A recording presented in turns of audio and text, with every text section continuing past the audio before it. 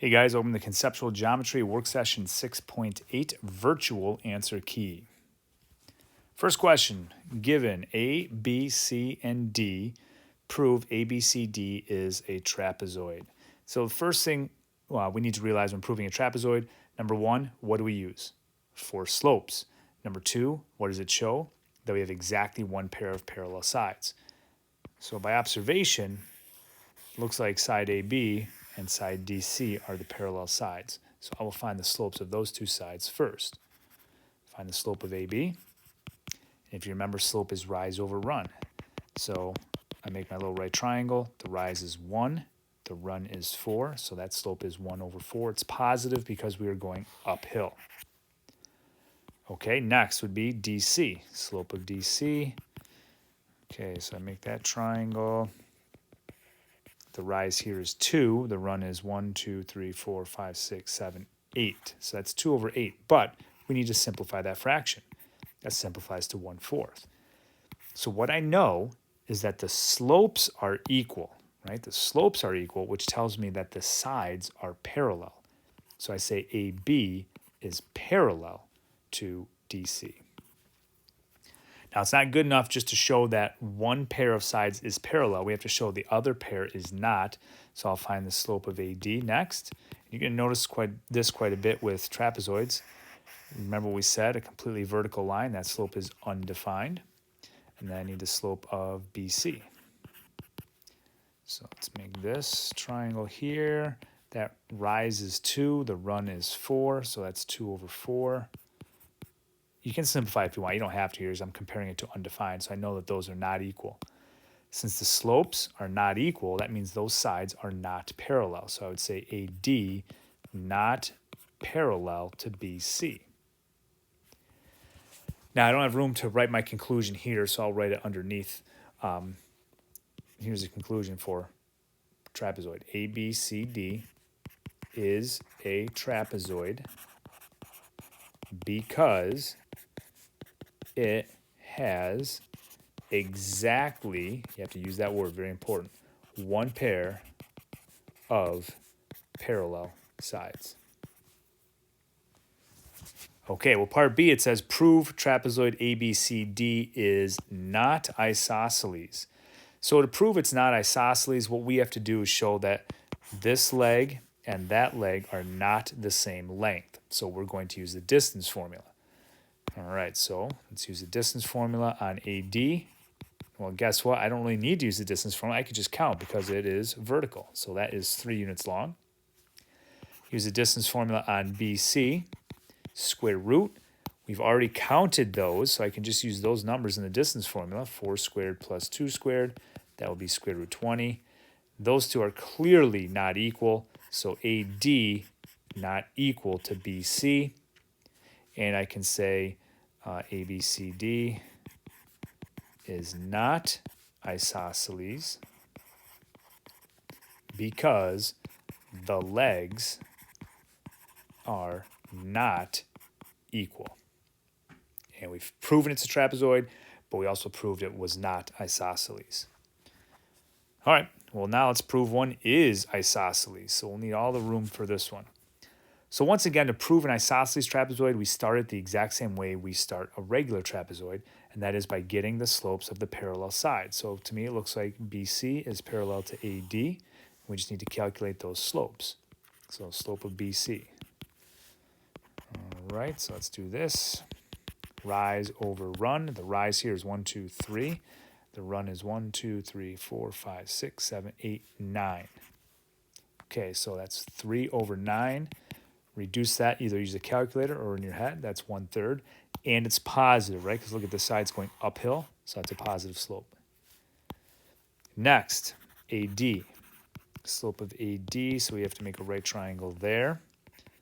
Count your rise. 1, 2, 3, 4. Count the run. 1, 2, 3, 4, 5, 6, 7, 8, 9, 10, 11, 12. So that's going to be 4 over 12, which again, you can divide both those by 4. That's also 1/3. Since those slopes are equal, the sides are parallel.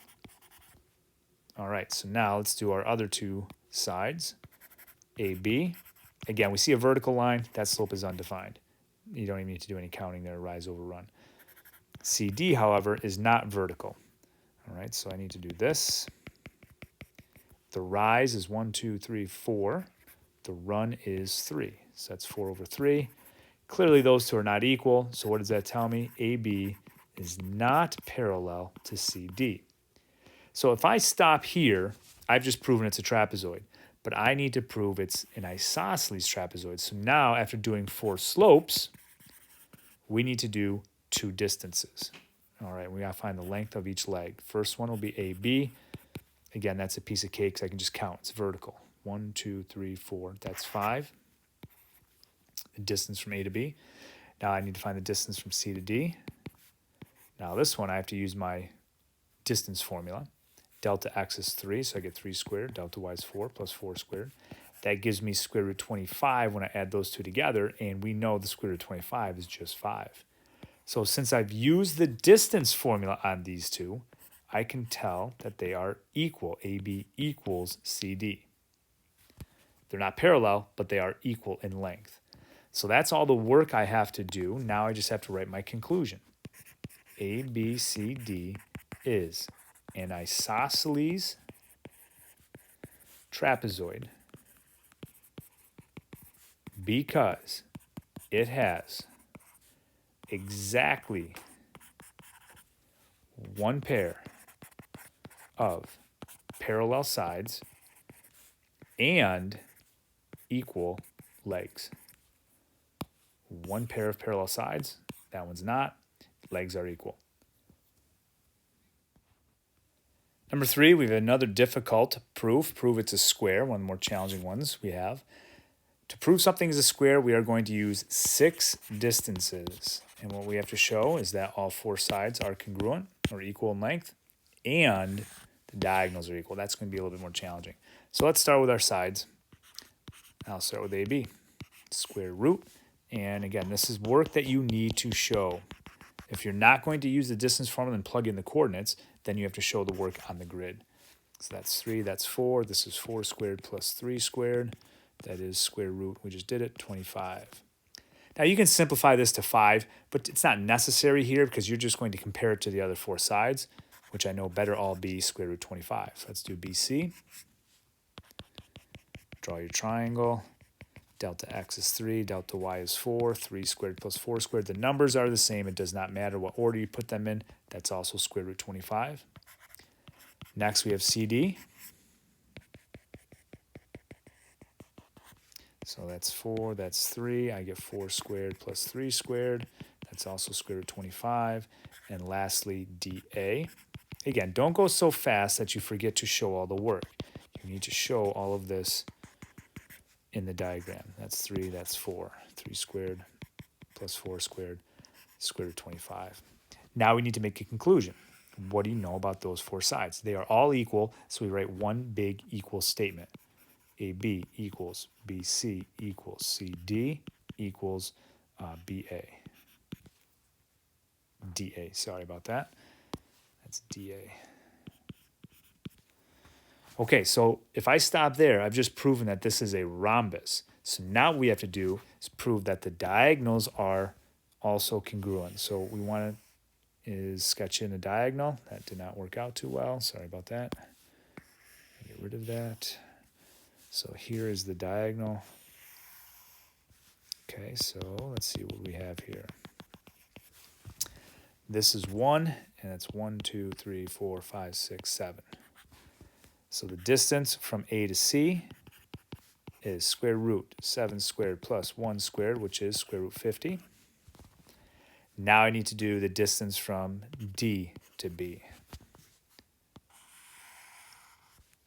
And again, if you notice here, that's what that triangle looks like. That's 1, 1, 2, 3, 4, 5, 6, 7. It's a little bit harder to count when it goes through the middle, but that's 1 squared plus 7 squared, also going to give me square root 50.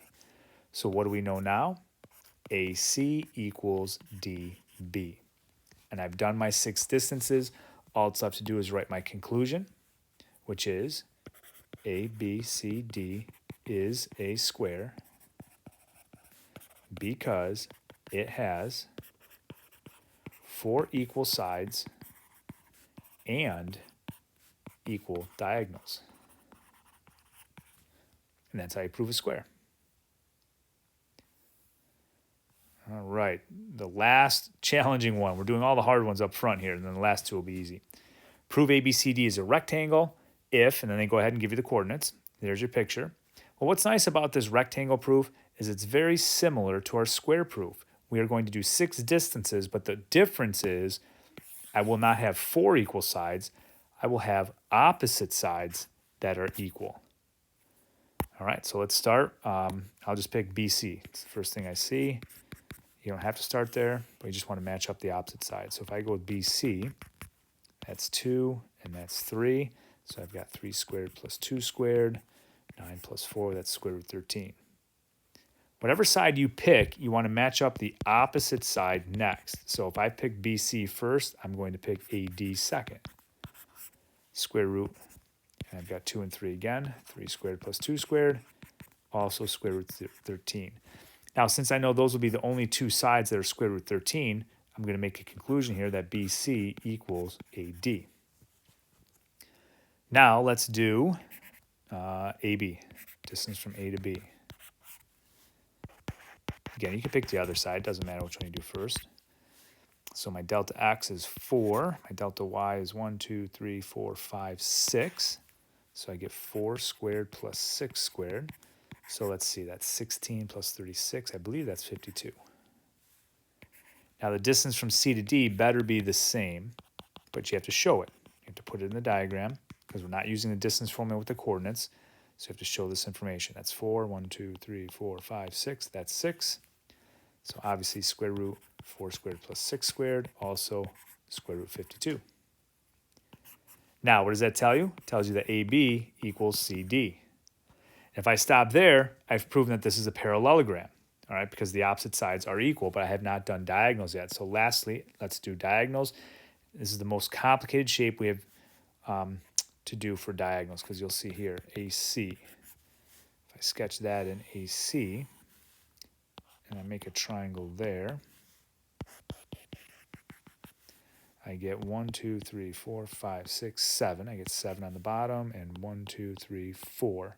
4 there. So 7 squared plus 4 squared, that's 49 plus 16, that's square root 65. Here's where it gets a little confusing when I go to do DB. But remember, don't worry about it until the very end. So if I connect B to D, and I go down like this, here's my right triangle and across. This is 1, so I have 1 squared plus, and if I count up, 1, 2, 3, 4, 5, 6, 7, 8. That's 8. So at first glance, you might think, oh, it's different. Look, these numbers are 7 squared and 4 squared. That's 1 squared and 8 squared. But don't worry about it until you compare those, because 1 squared is 1, 8 squared is 64. I add those together, I get 65. So as long as the numbers are the same here, that's good. And then we know AC equals DB. So I've done my 6 distances. Now I can prove it is a rectangle. My conclusion would be ABCD is a rectangle because the opposite sides are equal and diagonals are equal. So you have to mention both. All right, the last couple should be pretty easy here. Prove ABCD is a parallelogram. It gives you the coordinates. I like parallelograms because you only have to do 4 distances. Let's start with AB. So I'm going to use the distance formula here. 1, 2, 3, 4. That's 4. That's 2. So I get 2 squared plus 4 squared. Again, order doesn't really matter. 4 plus 16. That should be 20. Next, pick the opposite side of whichever one you started with. So for me, that's going to be CD. That's opposite because I know the opposite sides have to be equal. That's 2. That's 4. So again, you get 2 squared plus 4 squared, square root 20. So I know AB equals CD. Okay, now let's find the distance from B to C. So I pick a different right triangle, count those legs. That's 2. 1, 2, 3, 4, 5, 6. That's 6. So 6 squared plus 2 squared. Let's see, 36 plus 4, that's square root 40. And the last one, distance from A to D. There you go on the bottom, and then up, that's 2. 1, 2, 3, 4, 5, that's also 6. So numbers are the same, 6 squared plus 2 squared, that's obviously square root 40. What do we know now? We know BC equals AD. And the great thing about parallelogram, like rhombus, you don't have to do 4 distances. Now I can write a conclusion. ABCD is a parallelogram because the opposite sides are equal. Done. All right, and the last one, I bet, is a rhombus. Yes. All right, so this is going to be very easy. Number one, rhombus is kind of nice. You only have to do 4 distances. They're all going to be the same. But this is kind of like a special rhombus the way it's drawn. And I'm going to start by finding the distance from B to C. And normally we start with the square root, but notice side BC. It's special because it is horizontal. If a side is horizontal or vertical, you don't need to use a distance formula. You can just count. 1, 2, 3, 4, 5, 6, 7, 8, 9, 10. That's 10 units long. So that distance is just 10. Well, it doesn't matter what order you do this, but I notice there's another horizontal side, so maybe I'll just get that one next because I know it's a rhombus. They all have to be the same. So I'm going to count this side, make sure it's still 10. 1, 2, 3, 4, 5, 6, 7, 8, 9, 10. Yeah, great. So I don't even need to use the formula on those 2 sides. Now I got to fill in the other ones. Distance from A to B. Well, I can't count here, so I have to make a triangle. 1, 2, 3, 4, 5, 6, 7, 8. That side is 8. 1, 2, 3, 4, 5. That side is 6. So what I get here is 6 squared plus 8 squared. Now you're thinking, uh-oh, doesn't look like it's going to be the same. But you put that in a calculator, you get 100, and the square root of 100 is 10. So it is the same. And now our last side is going to work out very similar to this, distance from C to D or D to C. Make a triangle here. This bottom side, delta x is 6. Count this, 1, 2, 3, 4, 5, 6, 7, that's 8. 6 squared plus 8 squared. I'm totally fine because we've already shown this. You have to show this substitution, but if you just want to write down 10 here, because you know it's going to be square root of 100, which is just 10, I'm fine with that. And I don't have room to write it here on the side, so I'll just write it underneath first. All of these are equal. So what that tells me is that BC equals AD equals AB equals DC. And now finally my conclusion, ABCD is a rhombus because it has 4 equal sides. And we're done. So that concludes this work session. Thanks a lot for watching. Let me know if you guys have any questions, and we'll see you in class soon.